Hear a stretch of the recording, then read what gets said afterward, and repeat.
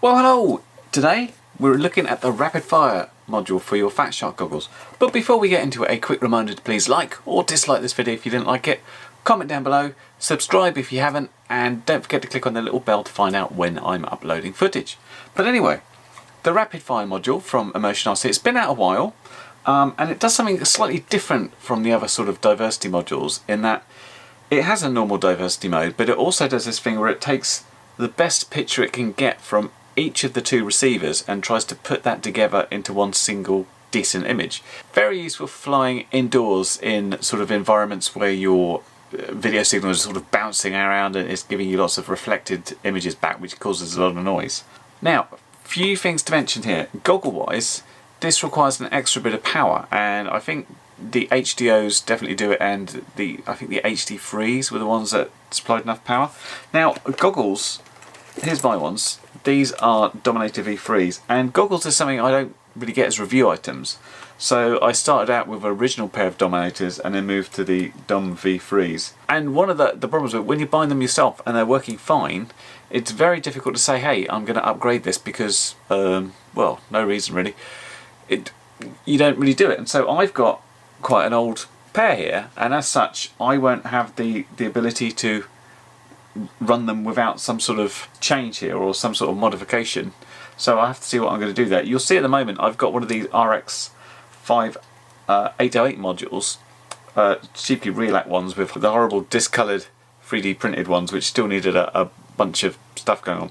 But they were quite good. Now I went with the split one originally because I thought I was going to be flying diversity with sort of this quite heavy helical and I wanted to balance my head out. As it is, it's kind of, I've gone more for the small patch thing, so not too worried about having them all on one side. But the other potential advantage of the RapidFIRE is it should work with the really old ImmersionRC 600 VTXs. Now, all you people that weren't flying 6 or 7 years ago probably wouldn't have even seen one of these, but you used to have the option of one of these or a boss cam one, and these were pretty good, and I ended up with a lot of them in my planes. Still like 5 or 6 and one in one of my big quads. When the cheap diversity modules came out, they all used the same hardware and software, and it didn't work with those original ImmersionRC modules. Immersion later updated them so they would work, but I've got a bunch of the originals, so in theory this should work with them. But let's take a look what do you get in the box first off. Not much to it, looks like this. So in this bag you've got the main door.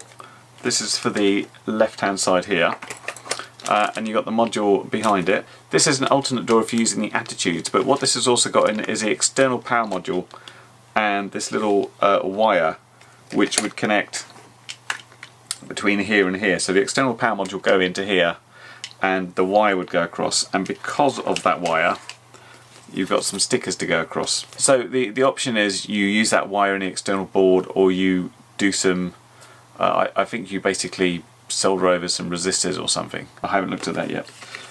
That's it for the box. There is a manual available at this QR code. Now, I remember when this first came out, it was the great big hope, and then they found there was some problems with certain cameras because certain cameras weren't putting out a sort of a proper signal, whereas the sort of normal FatShark module just went, whatever, we'll take it. When you're trying to take 2 bits of video signal and arrange them into one, it's quite important that you know sort of what the actual signal looks like. And it's been through various firmware revisions and things. I think they're sort of getting there in terms of what works and what doesn't work, so that'll be interesting to test as well. Anyway, I'm going to go through the manual. I'm going to get this installed on my FatSharks. I'm going to see if I need to update the firmware on here, and then we'll take it out for a fly and see how it does. So I didn't really want to take a soldering iron to my goggles, so I decided to install the little board in the head tracker base. So I thought I'd just show you how I did this. It's pretty easy, and it's illustrated in the instructions. You get this little flat cable, and this is the little daughter board. So the first thing to do is insert that cable into the little receptor, like so. Next thing is open up the head tracker slot, which I've never used before, and then you want to locate this little socket just at the back. So we then insert the board like this, and that's all connected nicely. Then we take the other end of that flat cable and we plug it into another receptor on the main module unit. It's then a case of installing the main module with that little wire nice and flat so you can put a sticker over it basically. And when you power it up, you need to make it sure it says low power no, which means it's getting the correct amount of power. Now, also on that about screen is something called Brain, which is essentially the firmware version. And one thing to double check is if you've got the latest and if you haven't, update it. Great news is that ImmersionRC have RapidFIRE updaters for both Windows and Mac. To do this, you just need to unplug the module from your goggles. You hold down a button where you connect it to USB basically, and then you just run the program and you can flash it from there. You'll also notice there is the option to put a custom splash screen onto your goggles at startup. All you need to do is have a 128 by 64 two-color bitmap. I didn't do it on this one, but I did do it later on. I'll show you the results of that in a second. And at the time of me filming this, 1.2.4 was the latest, and I think it still is at the moment. Okay, so here's my module all installed and looking cool. So let me plug it in and we'll go through some of the ways it works. There's my little splash screen there. The viewfinder looks like it flickers slightly. It doesn't in real life. That's just an element of filming an OLED screen. So when you start it up, it goes back to your default channel, and mine is set to immersion 1. And the first things you can do is if you move left and right, you go through the different bands there. And if you move up and down, you go through the channels. So 1, 2, 3, 4, 5, 6, 7, 8. And immersion, race, E, B, A, L. And then you've got X, which is a range of your favourites, which we'll come on to in a second. If you press the button down, you go into the main menu, and again, on the first thing, you can change your bands. Or if you move over, you can change channels.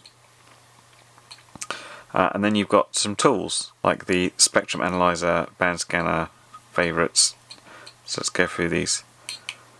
At the moment, I haven't got anything switched on, and this scans individual bands. So that is band E. There's race.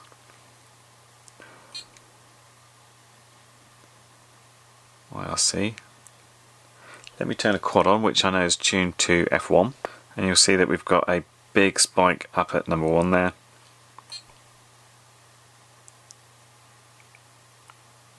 Is race L low band? I can't remember.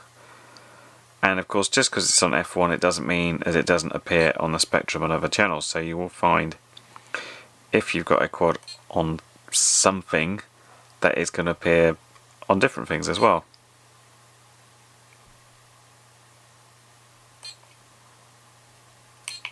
And the alternative to Spectrum Analyzer is the band scan,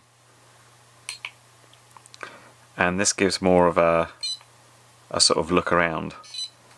And what you can do by pressing the button is you can then go straight to that, which is quite a good way that if someone or there's people flying, you can easily switch between channels. So favourites, as I mentioned before, was the band X thing. And a really interesting thing you can do on this one. So should you decide that your VTX is slightly out, you can actually go ahead and customize. So 5760 is the actual channel, but we can just then shift that about if we want to 1 megahertz at a time. So that's completely customizable, which is an interesting feature. We've got the model locator here as well, which is really quite cool. So what this does is look at the upper and lower RSSIs.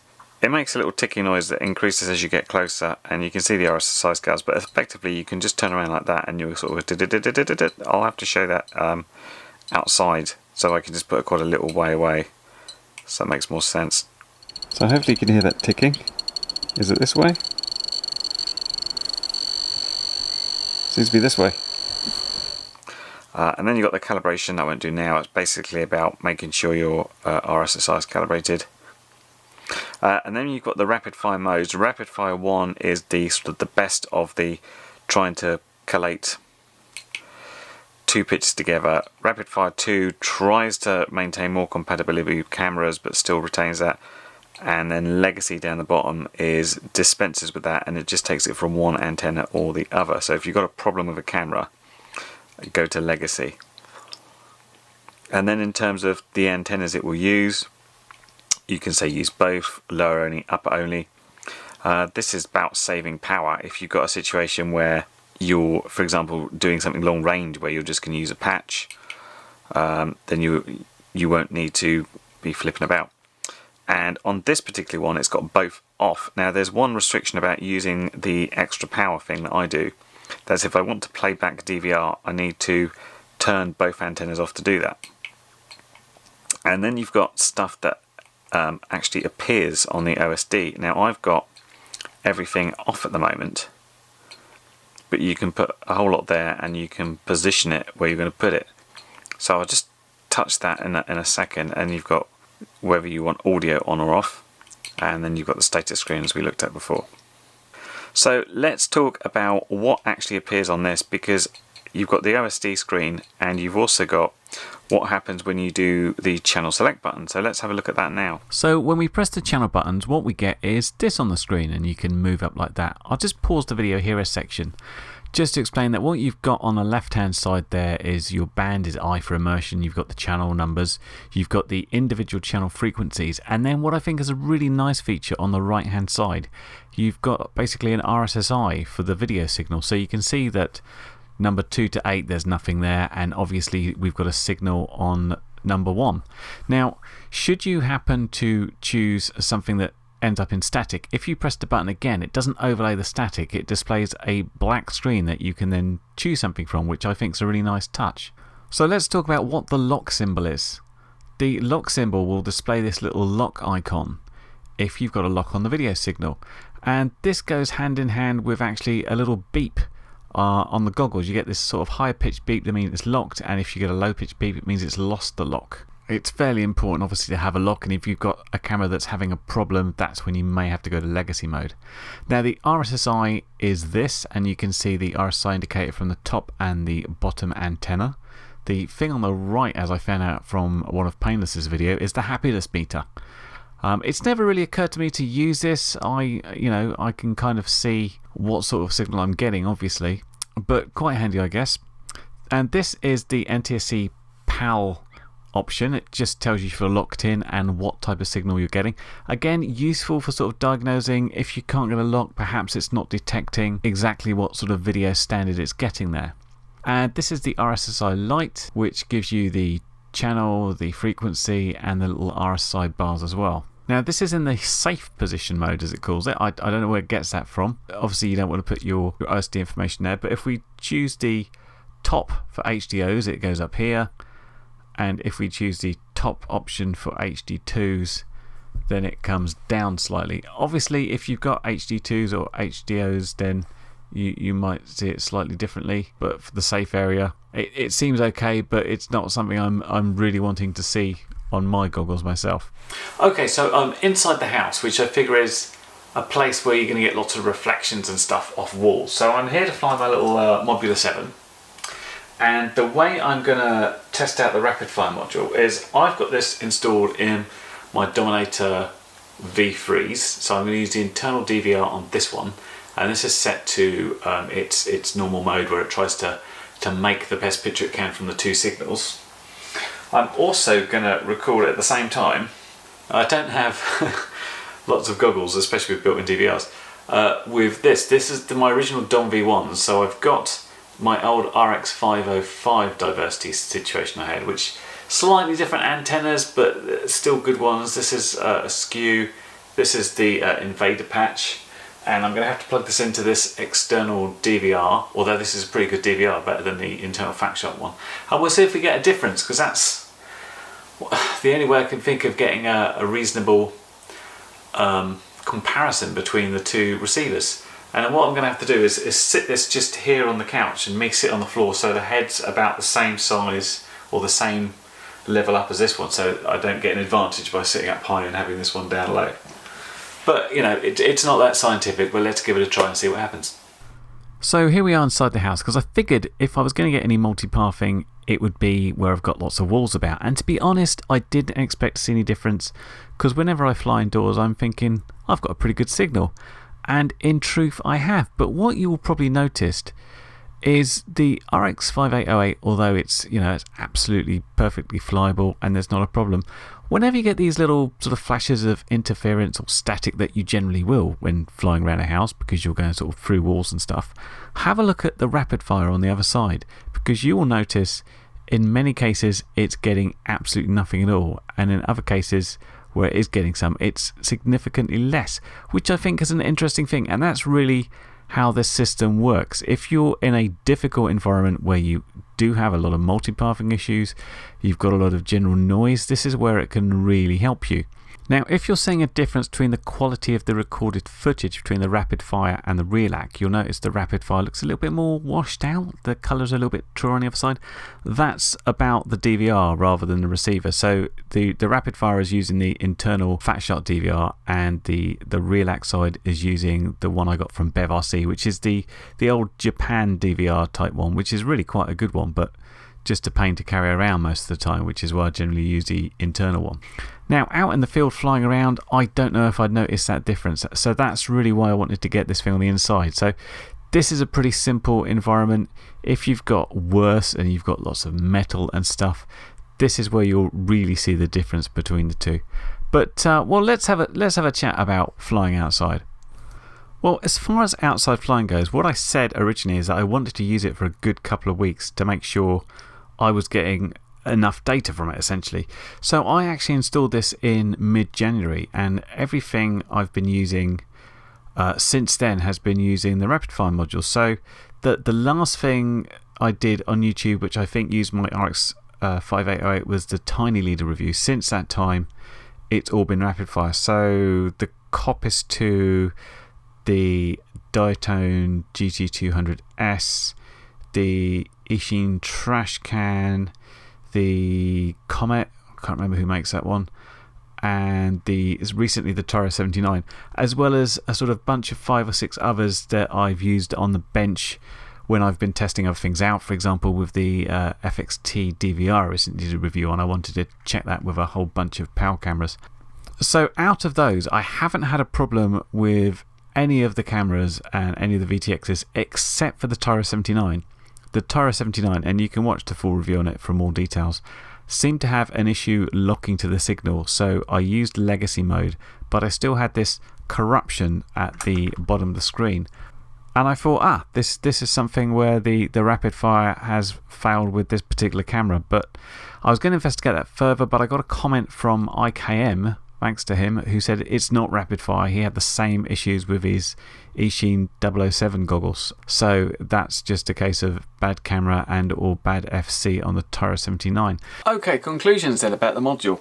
Well, one of the things people tend to talk about first is the perceived problem with it. When it first came out, they had compatibility problems with some of the cameras. And that's because when it was first developed, it was assumed that cameras would follow the video specifications properly, so when they were trying to read the video signal and splice things together, it wouldn't be a problem. But then they found out that certain camera manufacturers and certain models of cameras didn't do that, so they had a whole bunch of issues and people reporting like rolling screens and problems like that. But since that time, there's been a whole bunch of firmware releases to try and combat that, and now it seems pretty solid. Aside from the Tyro 79, and as I said, all you have to do is put it into legacy mode and it works, it hasn't missed a beat. It's been really quite impressive. And on the subject of firmware updates, it's quite well supported, and I saw just yesterday on Facebook, I saw a video from Tony Cake demonstrating a future one, which is as you press the button and go through the menus, that's going to be mirrored inside the goggle view. So instead of having to take the goggles off and do certain things, you'll be able to leave them on, press the button, and be able to go through all those menus that was on the outside of the screen, so you never have to take your goggles off, which is pretty cool. So the RapidFIRE function, really quite impressive, and even in this quite basic indoor environment, you could see that the static I was getting from one set of receivers wasn't happening on the RapidFIRE. Now, that's great, but if you're in a great big wide open field flying around, to be quite honest, you're not going to see a difference between the RapidFIRE mode and a normal diversity receiver, because it doesn't have to patch two things together when you've got a decent signal coming in. It really comes into its own when you're going into more intense or difficult conditions. As soon as you get an obstacle and you start to get static, and with the diversity, this is where it's going to be swapping around. With the RapidFIRE module, it's going to be taking little bits of both of those frames and stitching something together that's going to be better. That's where it's really going to impress. Now, I'm not exactly overwhelmed with loads and loads of different diversity receivers. I had the Relac one before, and now I've got this one, and this one's really good. So how's it compared to others? I don't know. But I'm impressed with how solid this is. I mean, just even the mounting fits in really nicely. The display is really great.